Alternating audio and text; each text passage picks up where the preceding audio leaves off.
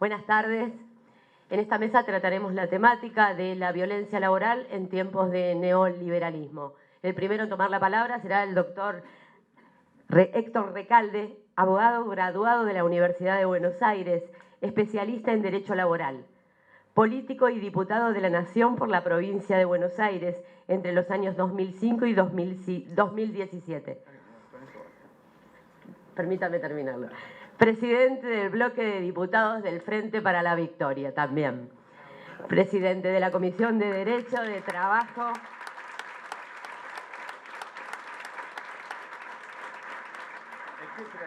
De la Asociación de Abogados y etcétera, etcétera, porque tiene muchísimos títulos más. Buenas tardes, doctor, y gracias por venir. Qué violento esto, ¿no? Que vengan a recordar alguna de la historia. Bueno, yo te había escrito lo que quería hablar, pero me parece impropio. Después estuve escuchando a los disertantes y me quedé pensando, en realidad, más allá de lo que está escrito, de los proyectos de ley, algunos míos, algunos sancionados en el Senado y rebotaron en diputados y rebotaron en el Senado en dos oportunidades, pero hay un tema de realidad. Y cuando uno hace una mirada prospectiva sobre la violencia, ahí es donde también se nota la desigualdad entre el hombre y la mujer. La víctima propiciatoria en general, cuantitativamente y cualitativamente, es la mujer. Y esto, más allá de las normas que establecen la igualdad ante la ley, no hay diferencia de género, etcétera, etcétera, sufrimos una realidad agobiante. Por ejemplo, las mujeres perciben en promedio un 26% de lo que percibimos los hombres trabajadores. No hay ninguna consideración con las tareas de cuidado. Las tareas de cuidado, sí, las tareas que se hacen en el seno del hogar, normalmente, por más que querramos participar los hombres, en mi caso, tuve mucho empeño, no en colaborar, porque uno colabora desde afuera, sino participar desde adentro. Y lo primero fue con mis hijos, 3 hijos. El mayor ya tiene 48 años, así imagínense, y yo me ocupaba en bañarlo. Es decir, el pediatra me había dicho que los chicos reconocen a la madre pero no al padre de pequeños. Dije, esta desigualdad en contra de los hombres no puede ser. Entonces le pregunté qué podía hacer, el contacto de piel. Bueno, entonces me encargaba de bañarlos, cambiarles los pañales. Recuerdo que hace 47, 48 años los pañales no eran descartables, había que lavarlos después, ¿eh? Así que era una tarea ímproba. Pero bueno, era la única forma de tener un contacto a nivel de piel. Y después me tocó legislar, muy frustradamente. Pero más que la ley, acá el tema es la cultura, es decir, tratar de cambiar las pautas culturales. Ahí entraña la mayor violencia. Y la mayor violencia trasciende también estas cuestiones básicas de la igualdad. Y la violencia viene en un país como el que estamos sufriendo en la actualidad, donde realmente los trabajadores y las trabajadoras sufren una violencia silenciosa, silente, que es el miedo a perder el empleo. Y ahí tenemos la madre de todos los vicios. Porque cuando hay miedo a perder el empleo, el miedo paraliza. Y cuando paraliza, no se actúa en defensa, no solamente en defensa de los compañeros, sino a veces en defensa propia. Entonces, por eso es muy importante la política, es decir, la política nacional. Y esperamos cambiarla en octubre. Eso es realmente lo que nos alimenta. Y por eso...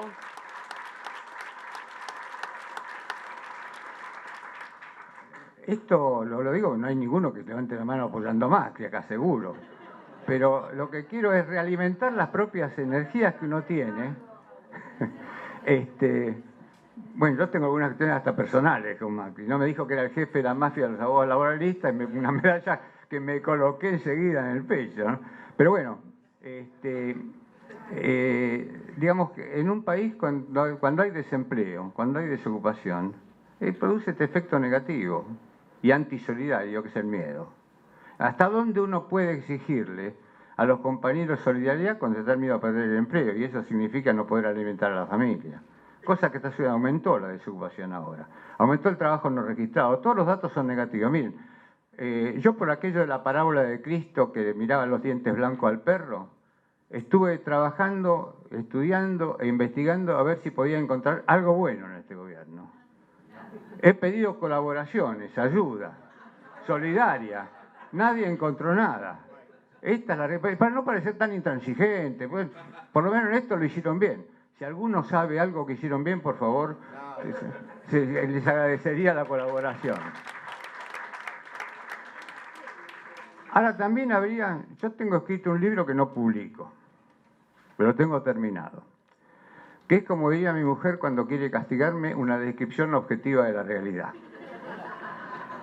Entonces lo que hice fue analizar las leyes más importantes, algunas de las leyes más importantes, a ver cómo votó cada legislador.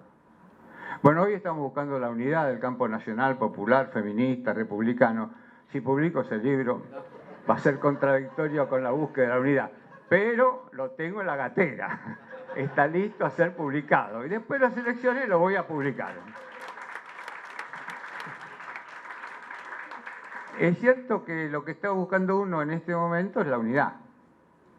Y entonces para eso yo ya compré algunos condimentos, edulcorantes, por los sapitos que me voy a tener que tragar.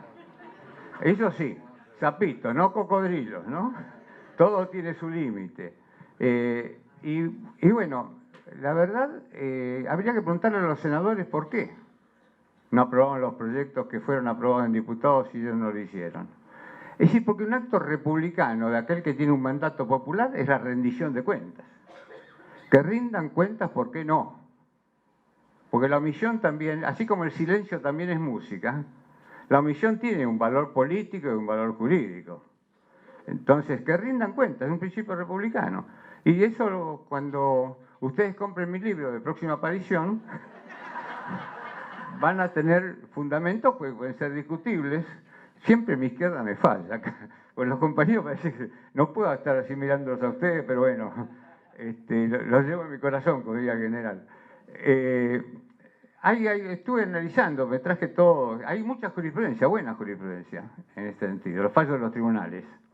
Yo creo que, por supuesto, la ley es perfectible, por eso los proyectos, pero nada más que con los principios generales de los tratados de derechos humanos, cualquier juez o jueza laboral tendría material suficiente para erradicar en la justicia, impedir la violencia, no solamente con la reparación indemnizatoria por la ruptura del contrato de trabajo, sino por la reinstalación en los puestos de trabajo, cosa que la verdad es muy difícil de conseguir en la justicia de trabajo. Y también quiero reivindicar a aquellos jueces que sí hicieron lugar a reincorporaciones. Por ejemplo, en TELAM. TELAM es un ejemplo manifiesto.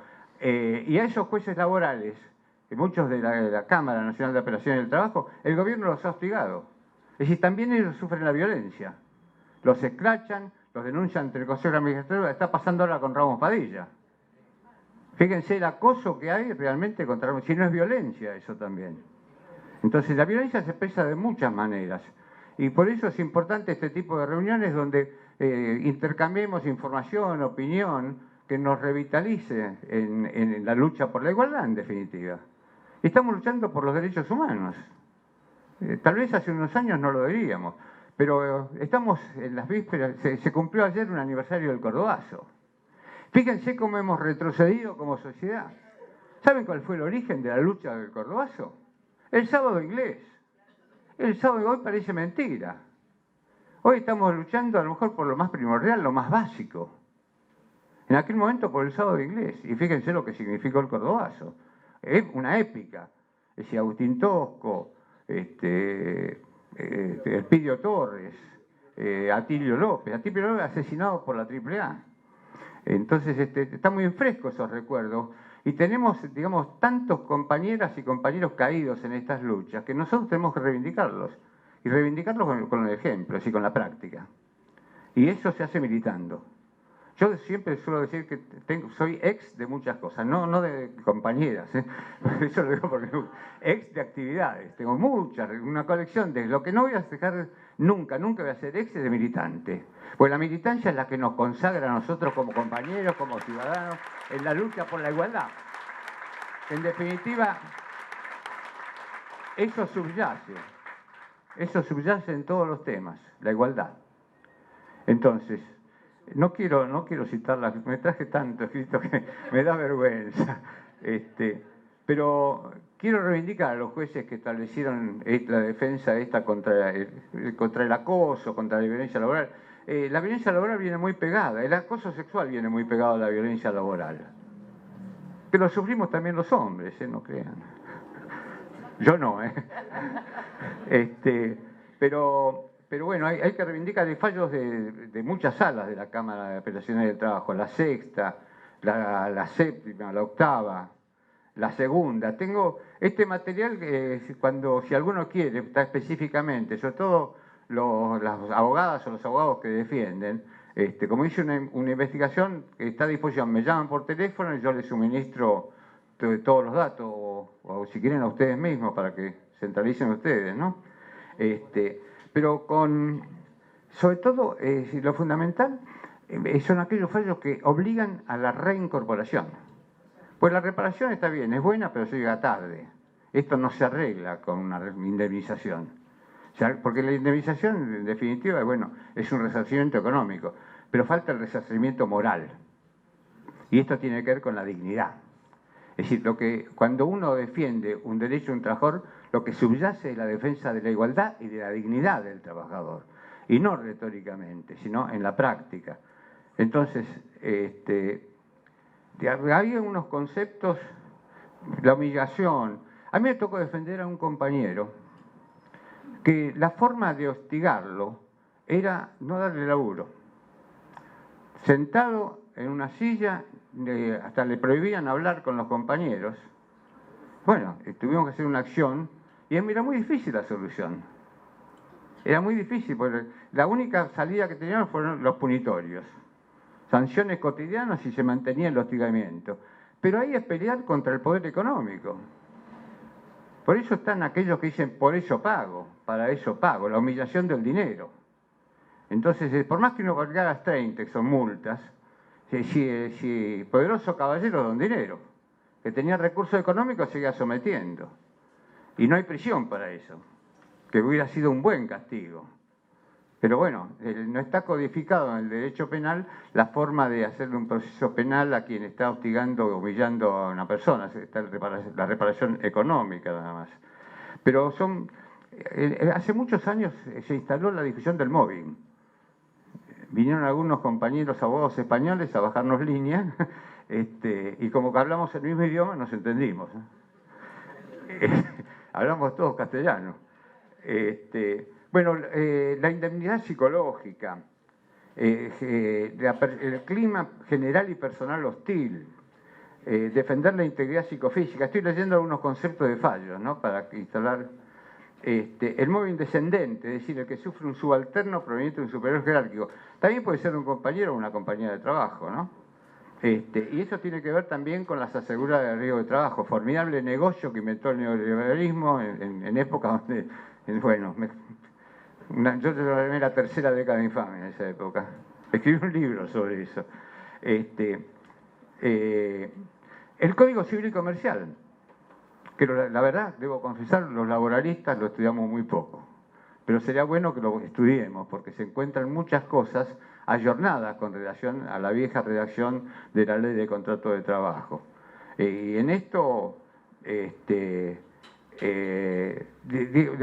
Código Civil apunta no solamente a la reparación del daño, sino a la prevención del mismo, o sea, que no ocurra el daño, como una especie de medida cautelar para prevenir, es decir, antes de que se produzca, tratar de evitarlo. La Ley de Contrato de Trabajo tiene una serie de artículos, el 4, el 72, 73, 75, 76, 78, 70, 72, 75.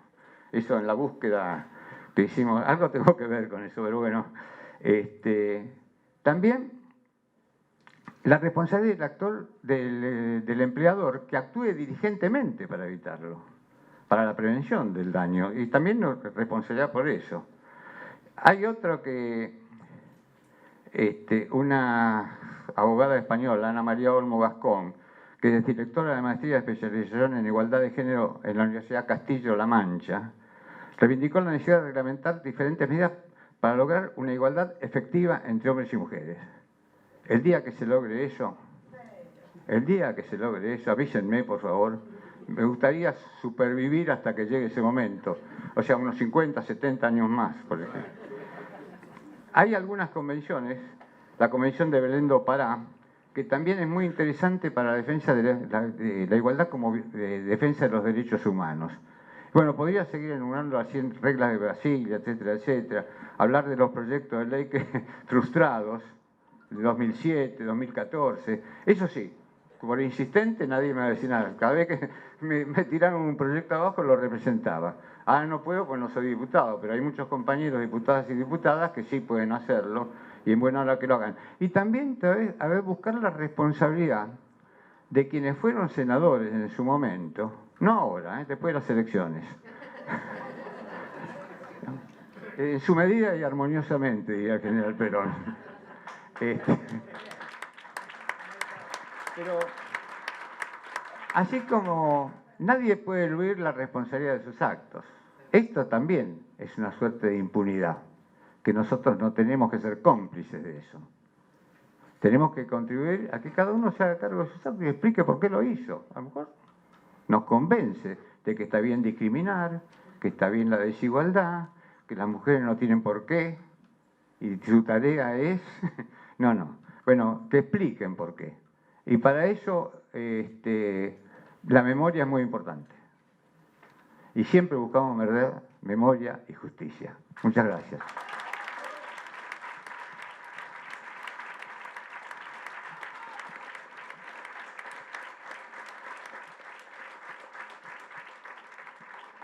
Muchas gracias, doctor Recalde. Y ahora tiene la palabra el profesor Claudio Sebastián Virgili, egresado de la Facultad de Derecho de la Universidad de Buenos Aires con diploma de honor, profesor adjunto interino de Elementos de Derecho del Trabajo y de la Seguridad Social y Teoría General del Derecho del Trabajo en la Facultad de Derecho de la Universidad de Buenos Aires y ex secretario técnico del Consejo Nacional del Empleo, la Productividad y el Salario Mínimo Vital y Móvil. Buenas tardes, profesor, y gracias por venir.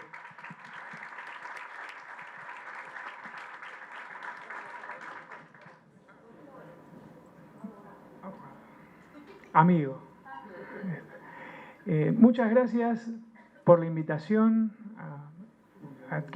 mis felicitaciones a quienes organizaron esta actividad, por la convocatoria y por mantener una continuidad en el interés por este tema y en la defensa de los derechos vulnerados en las situaciones de acoso, hostigamiento y violencia laboral.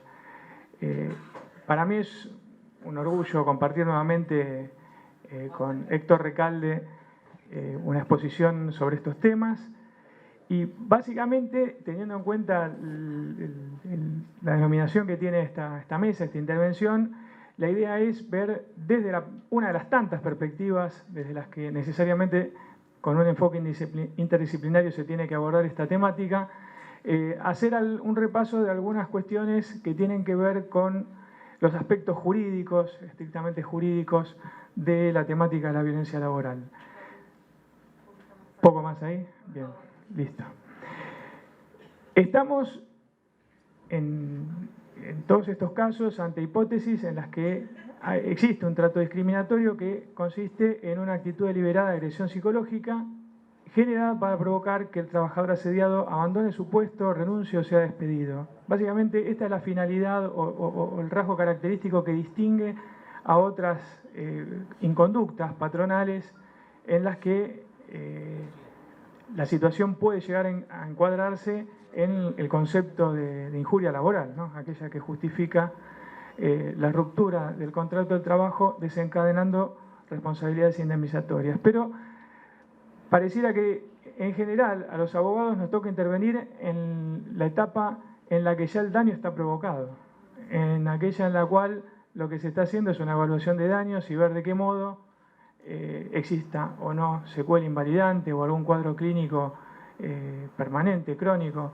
en ese trabajador o esa trabajadora víctima de esas condiciones de labor, ver de qué modo buscar una reparación. En este aspecto, la actividad desplegada a lo largo de los años del 2007 para acá, desde su reconocimiento institucional como tal de la Oficina de Asesoramiento sobre Violencia Laboral, intentó brindar, y lo hizo, un acompañamiento a estos trabajadores, un asesoramiento en la etapa en la cual el vínculo todavía está vivo, durante el desarrollo del contrato de trabajo.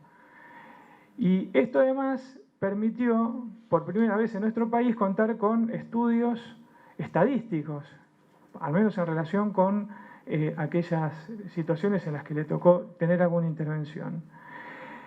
El tema tiene un tratamiento de carácter local bastante distinto en algunas provincias en las cuales, en relación con el empleo público, se sancionaron leyes tendientes a erradicar o a combatir el acoso laboral y el acoso sexual en el ámbito del empleo público.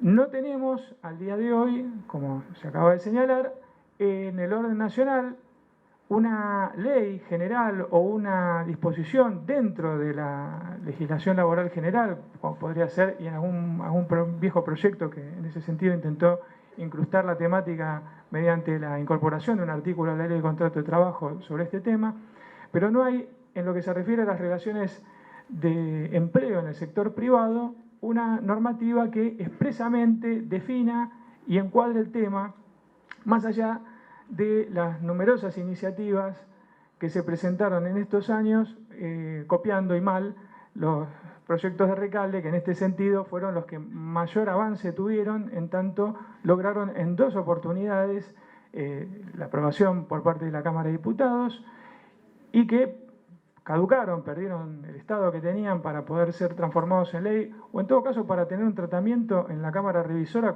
con alguna modificación, lo cual mantenía vivo el proyecto, devolviéndolo a la Cámara de Origen, pero esto no pasó, tanto en 2007 fue como en 2015, 2014 exactamente, sobre el cierre del año fue que lo aprobó la Cámara de Diputados, obtuvo esta iniciativa, la mal llamada media sanción, pasó al Senado y en el Senado durmió el sueño de los justos, esto de los injustos.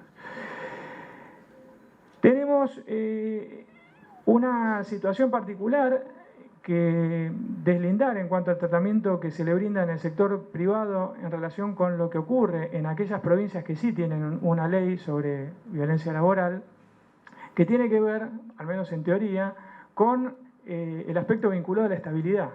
El sector privado hay, según la clasificación que tomen, estabilidad relativa, impropia, imperfecta. Es decir, la decisión patronal para poner fin al vínculo se funde en una justa causa o sin justificado arbitrario, tiene eficacia, salvo en los supuestos en los que se encuentra amparado por la tutela sindical, el trabajador, o frente a las hipótesis de discriminación, tiene eficacia para extinguir el contrato, generando en todo caso una consecuencia indemnizatoria.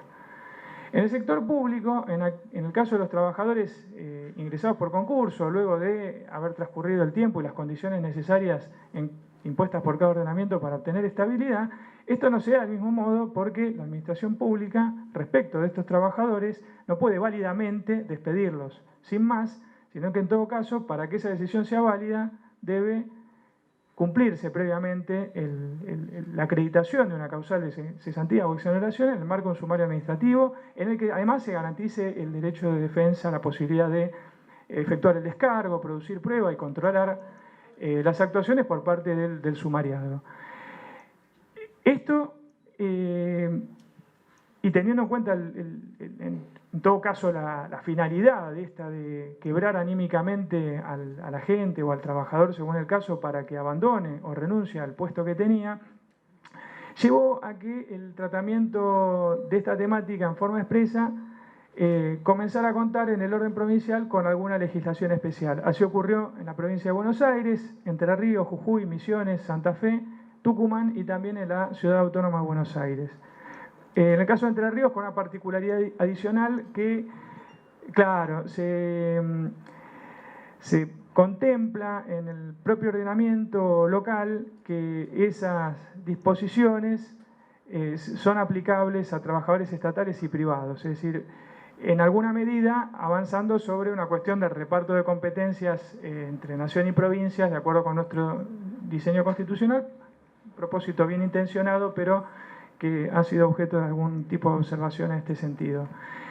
Cada uno de estos ordenamientos brinda una definición, enuncia hipótesis que pueden encuadrarse en esto. En algún caso, además de la definición legal en el orden local, se contempla un procedimiento especial, esto evitando la situación en la cual el denunciante o la denunciante a su vez continúe prestando tareas en el ámbito en el cual el denunciado sigue ejerciendo sus facultades jerárquicas, evitando revictimizar por esta vía a quien lo denuncia, en algunos casos pensando en esto de preventivamente trasladarlo a otro cargo con igual jerarquía presupuestaria en otro ámbito hasta tanto se resuelva en el marco de ese sumario administrativo la situación, o bien disponer una suspensión sin perjuicio de los salarios que correspondan después abonar.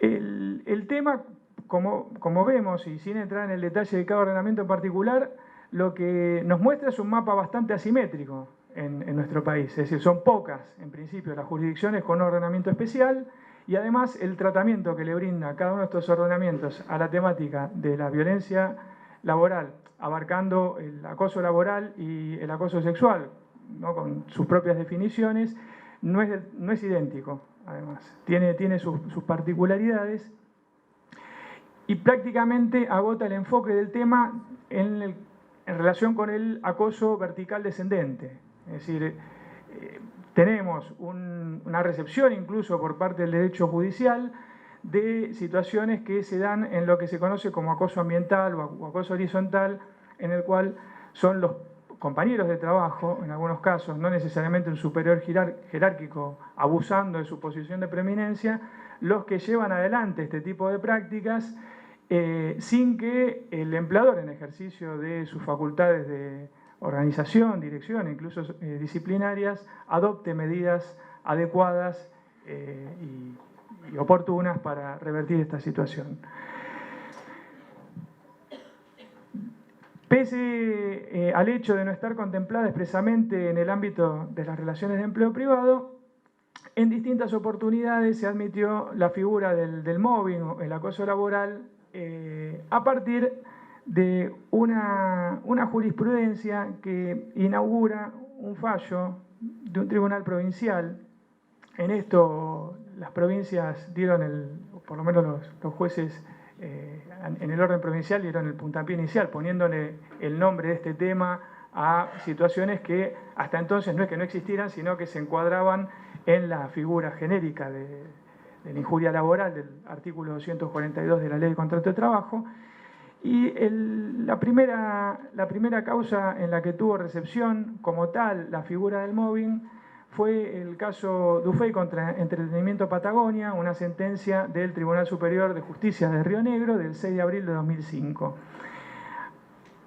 En realidad, este fallo, este extenso pronunciamiento, lo que hizo fue conceptualizar el tema desde, o trasvasando, si se quiere, al campo del derecho judicial, los estudios que hasta entonces abordaban la temática desde una perspectiva distinta, desde el campo de la psicología o de la psiquiatría, haciendo básicamente un diagnóstico de las secuelas, las consecuencias en la salud de los trabajadores de la exposición a estas condiciones nocivas de labor, a este medio ambiente de trabajo hostil que comenzaba a definirse partiendo en muchos casos de las definiciones que aportaron tempranamente en Europa. El pionero, se suele reconocer en este sentido, fue Heinz Lehmann, en el sentido de definirlo, conceptualizarlo allá por el año 86, pero básicamente podría reconocerse en los pronunciamientos que se dictaron desde entonces hasta la fecha los que encuadran la situación en la injuria laboral, justificando la actitud del trabajador de darse por despedido frente a esta situación, hipótesis que abarcan desde el vaciamiento de puestos de trabajo, la política de presiones para que acepte un retiro por un importe inferior al que le hubiese correspondido en el caso de haber pagado la tarifa indemnizatoria por despido, una serie de hipótesis que encuadran dentro de este tema. En otros casos, la solución que brindó la jurisprudencia, fundamentalmente la de las distintas salas de la Cámara Nacional de Apelación del Trabajo, como se acaba de mencionar, fue la de adicionar una reparación por el daño moral.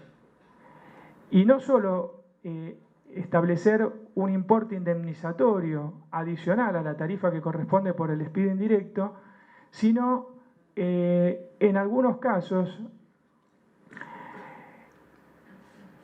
enfocando la cuestión desde una perspectiva no solo atada a las disposiciones de la Ley de Contrato de Trabajo, sino en particular cuando tenía alguna connotación de género a partir de lo dispuesto en la Ley de Protección Integral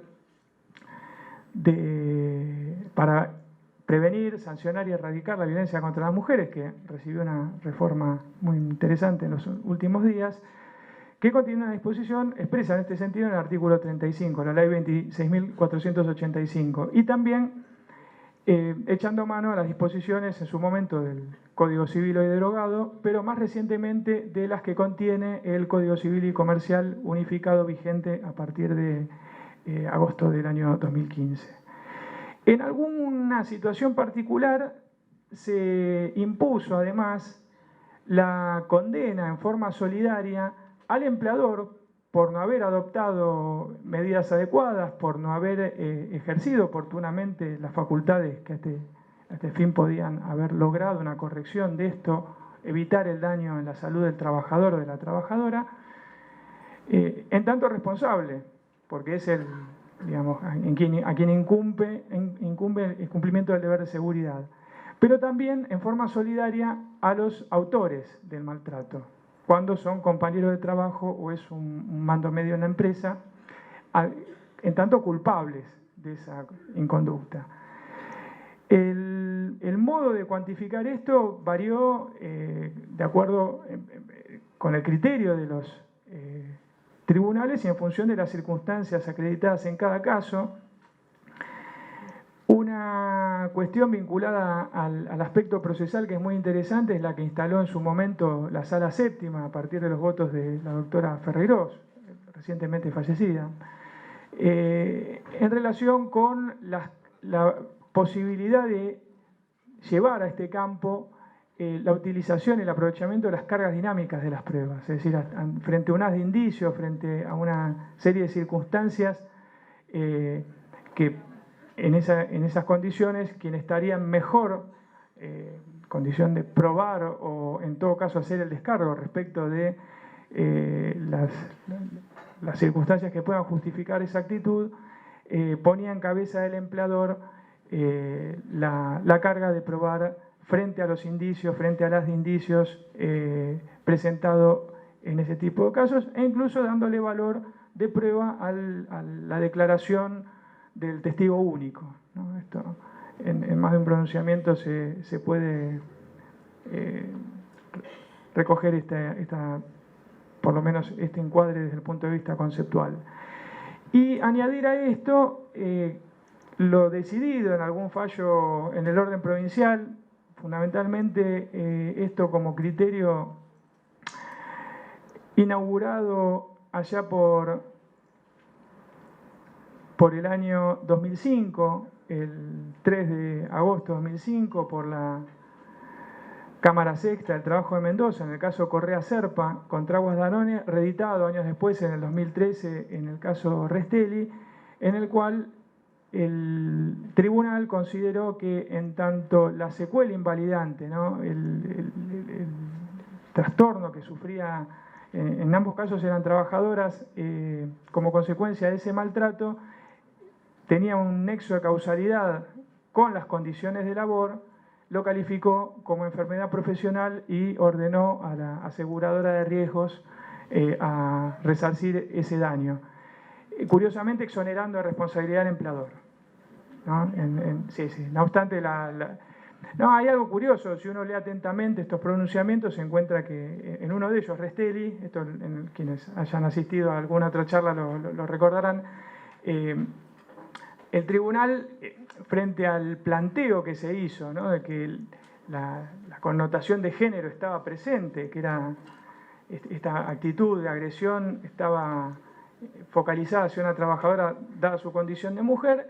En función de la prueba testimonial, negó esta circunstancia porque de la declaración de los testigos surgía que les gritaban, o sea, maltrataban a todos por igual. Digo, en este sentido era... Frente a esto tenemos una línea...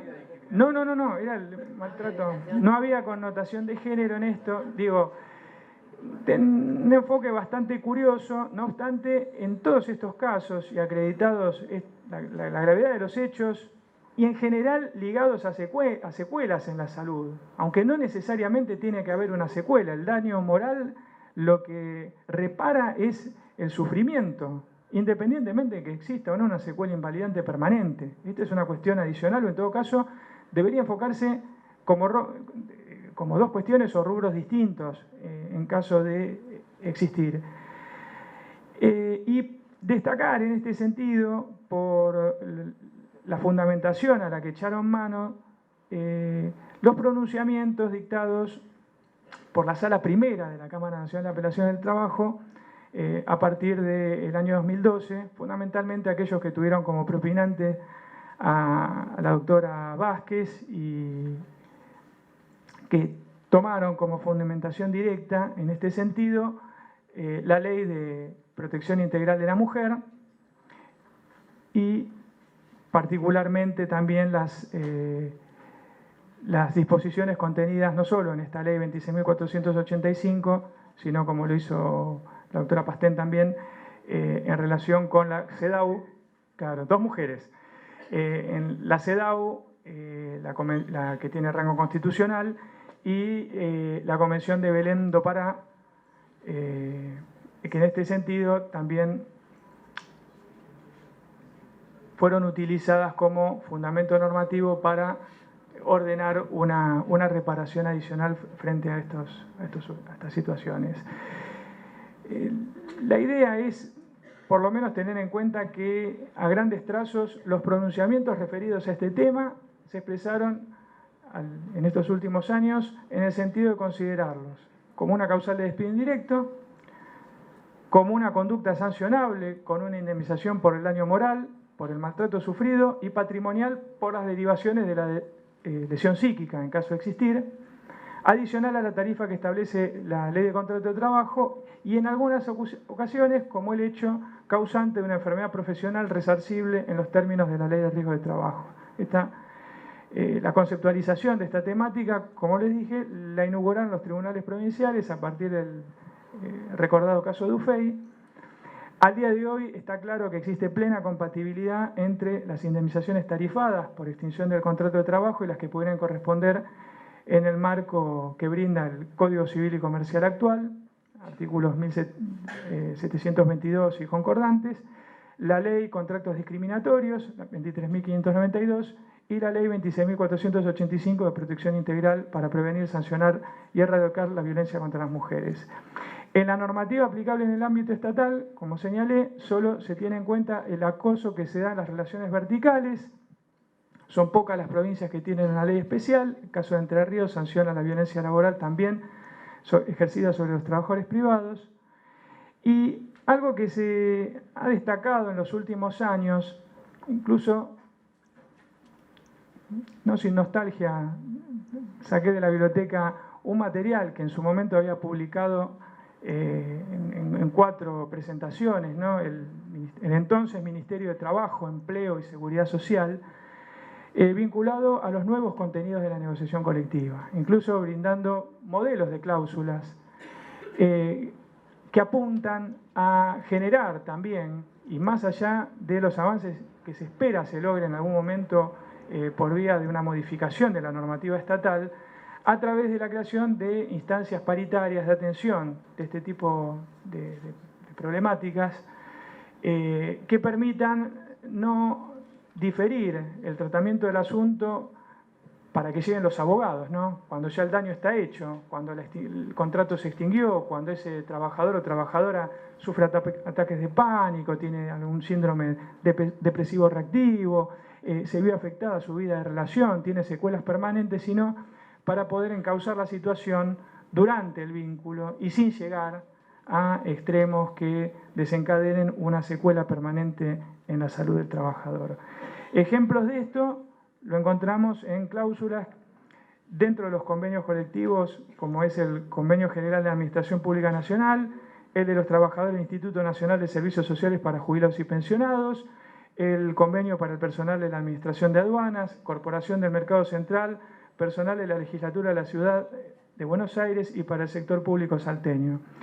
Todavía no está instalada entre muchos empleadores la idea de que la violencia laboral no solo ofende la dignidad del trabajador, sino que además genera una baja en la productividad, ausentismo, un deterioro en las condiciones de labor, condiciones dignas y equitativas de labor que la Constitución, ¿no?, declara como un derecho a todos aquellos que ponen a disposición su fuerza de trabajo a cambio de un salario, teniendo en cuenta, fundamentalmente desde la perspectiva de los derechos humanos, que aquel que trabaja debe hacerlo en condiciones dignas. El intercambio no debería comprometer ya puesta a disposición por salario, sino, como lamentablemente se verifica en muchos casos, el intercambio de salud por remuneración, y hasta tanto se logre, ¿no?, una incorporación expresa de este tema en la normativa de fuente pública, comenzar a pensar de qué modo, y replicando quizá o desarrollando aún estos ejemplos logrados por vía de la negociación colectiva, lograr mecanismos eficaces y adecuados para atender la situación antes de que el daño se genere. Muchas gracias.